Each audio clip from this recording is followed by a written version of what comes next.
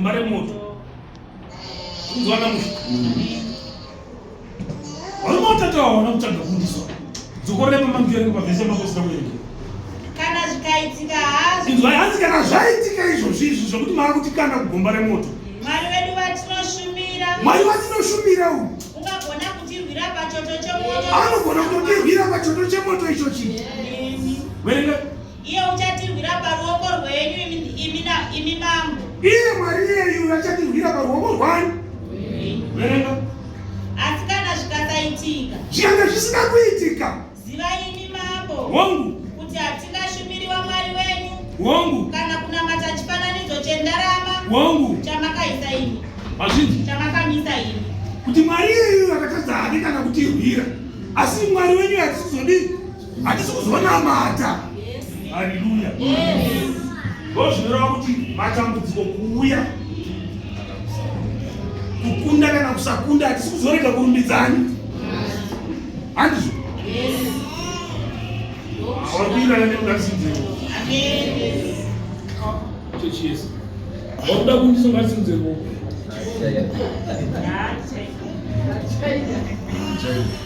Haleluya. Amen.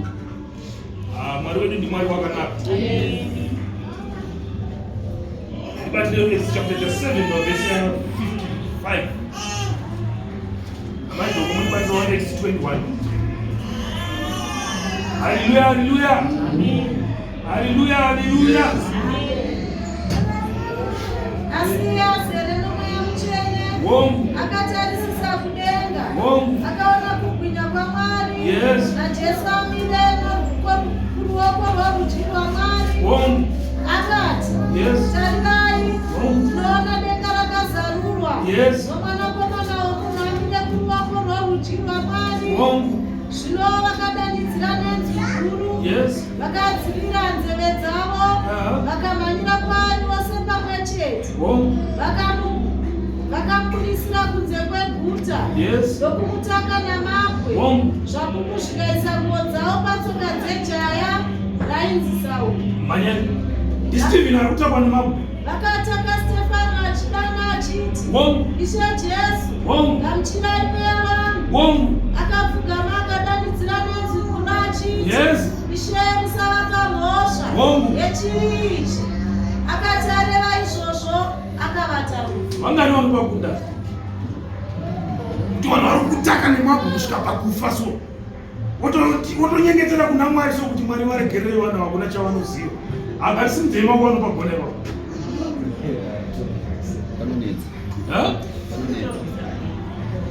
Mudonha nemunhu.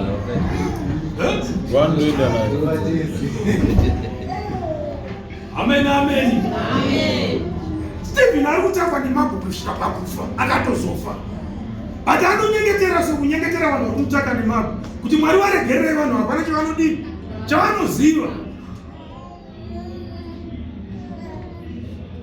Amasoka dai muri ninguva iyoyo maita sei? One that's gonna.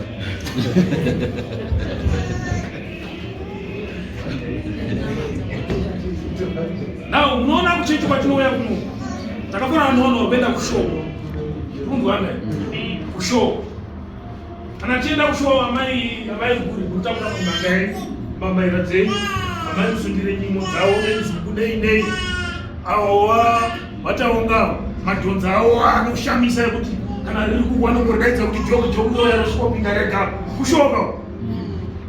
But izvozvo zvese zvomambaira nechichichi hamuzvirimire kushoka hazvi.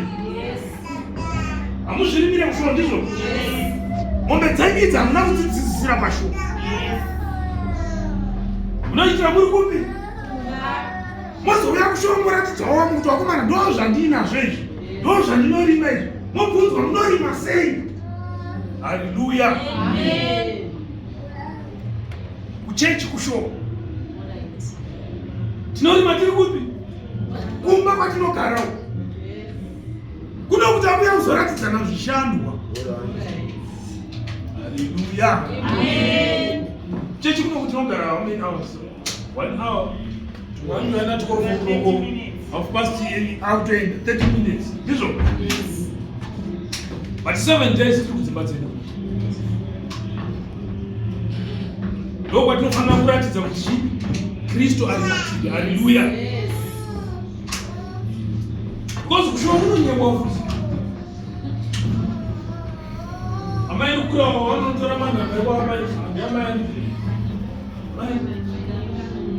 Wanotora manhamba yako amai manyika uko. Woya nawo kushuva. Tora kuti ndiyangu ya ndo ndakarima. So toda varimo wanounza zvavo zvavakadii zvavakarima. Wodzidzisa wavo kuti kana uchida kurima izvi unoita so, unoisa mfudzi so apa unoita kupfumvudza. Haleluya. Amen.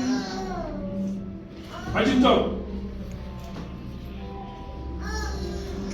21:8 dzamabasa dzati kundiso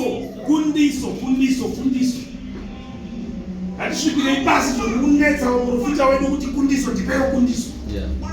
Gutsikane nezvawataurirwa izvo. Zvawataudzwa izvozvo zvichangodiwa kunamata chete. Because muprofita waMwari chake hapana paanozombokutaurira zvimwe zvinhu anongokuti dii namata. Saka iwe kugara waziva kuti unofanira kudii kunamata. Haleluya. Hauna mugove kana chikamu pachinhu ichi. 21 dzamabasa. Fume mangwana. Wongo. Tikabvapo. Pone hama dzakinge ainadzo vari parwendo rwokuenda kuJerusarema. Pova kunoziva kuti ndakunopedza basa asi ndichapedza ndichisungwa. Haleluya. Yes. Taura. Tikasvika Kesaria. Wongo. Ipapo takapinda mumba vaFiripo. Mumba yake. Muivhangeri. Yes. Mumwe wavanomwe. Wongo. Tikagara naye. Taura. Iye vakanga ana vakunda vana. Firipo muevhangeri yakanga aine vanasikana 4. Urunzwa muzhe. 4 vanasikana vakanga vari vaprofita vese. Mandara. Wongo. Vaiprofita. Muri kuzvinzwa? Pone hama wasvika pamba paFiripo muevhangeri. Firipo ane vanasikana 4 vanoprofita vese. Vagara kumazuva mangani. Taura kuti Zvino akati tichigarapo mazuva mazhinji. inzwa. Mumwe muprofita. Haleluya. Amen. Bhaibheri shoko raMwari rati Paul ari kuti takagarapo mazuva mangani. Asi pana vaprofita vangani? Hapana chakataurwa navaprofita. Tirunzwa namusi 4 vaprofita. Many days varipo. Asi hapana chadii. Ndokubabadi. Mumwe muprofita. Wongo. Wainzi Akapo. Ainzi Agapo. Akaburuka achibva Judhiya. Ndokubva asvikawo ipapa. Akauya kwatiri. Wongo. Akatora bandira raPauro. Ndokutora bhandira ringe riri panguo dzaPauro. Akazvisunga makumbo namaoko ake. Ndokubva azvisunga makumbo nemaoko. Akati. Yes. Mweya mutsvene unoreva kudai. Wongo. Saizvozvo vaJudha. Yes. VaJerusarema. Wongo. Vachasunga murume mwene webandire iri. Haleluya. Agapo asvika pamusha paFiripo. Anowana vanapo varipo. Vanasikana vaFiripo vamwe vavhangeri varipo 4 vanoprofita. Ndokubva atora bhande raPaul. Ndokuzvisunga makumbo nemaoko.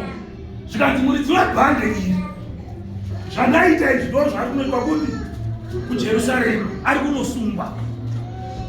Tirikunzwa namusi? Ndatichi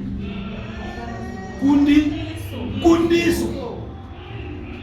Paul ari kunosungwa Jerusarema. Mweya ndo zvawataura. Zvikanzi kudini apo? Saizvozvo vaJudha Wongo. paJerusarema. Yes. Vachasunga murume Wongo. mwene webandire iri. Wongo. Nokumuisa pamaoko avahedheni. Wongo. Takati tichinzwa izvozvo. Wongo. Isu navamwe vaivapo takakumbira zvikuru kwaari. Yes. Kuti arege kukwira Jerusarema. Inzwa. Haleluya. Amen. Kundiso kai. Maini. Yes. Paul ari kunosungwa Jerusarema. Wadika ndo wakanga waina zvikanzi nopo haufaniri kuenda Jerusarema nekuti unonodii. Ndokunzinapo. Ipapo Pauro akapindura akati. Wongo. Munoiteiko? Kaka. Muchichema nokuputsa mwoyo wangu mubvunzo. Pastor. Paul akusungwa. Mweya wataura kuti Paul kwauri kuenda kunodi. Unosungwa. hama dzikati zvakanaka kuti powadi aregere kuenda uno kuti anonodii anosungwa zvedu. Bati Paul anopindura manje zvanzi munodire iko kuputsa mwoyo wangu. Ndikuda wewe. Ndikuda. Iko ndo kwandiri kutoda iko. Ndakatononokera. Zvanzi kudii amaido. Nokuti ine handina kuzvigadzirira kusunga bedzi. Inzwa. Asi nyanga kufira zita raJesu Kristu paJerusarema. Mungu. Haleluya. Amen. Nesu hama dzangu namwe nematambudziko. Tinofanira kunge takazvipira kuti anofanira kungotiwana tirimo muna Kristu. Kana akatiuraya ngaatiuraye tiri kupi? Tiri muna Kristu imo. Zvichinaka zvonaka tiri kupi? Muna Kristu imo. Haleluya. Zvikanzi kudii? Zvino vakati achiramba kukundwa, tikanyarara tikati, inzwa, kuda kwashe ngakuitwe. Ndopre ntendi iyoyo. Zvaoma, zvapfawa, kuda kwashe ngakudii? Ngakuitwe. Pazvakaoma, pazvanyanya kunaka, kuda kwashe ngakudii? Ngakuitwe. Taura. Mazuva iwayo akati apera. Tikarongedza. Inzwa. Tikakwira Jerusarema. Vaizviipa. Haleluya, haleluya. Amen. Mamunzwapo? Yes. Zvanga zvisiri zvomuromo bedzi. Yes. Mazuva iwayo akatoti apfuura. Ndobva warongedza wakuenda kupi? Jerusalema. Po achinosungwa. Kwazvo tenzi kuramba kundiso kana vada kundiso vada vakufira Jesu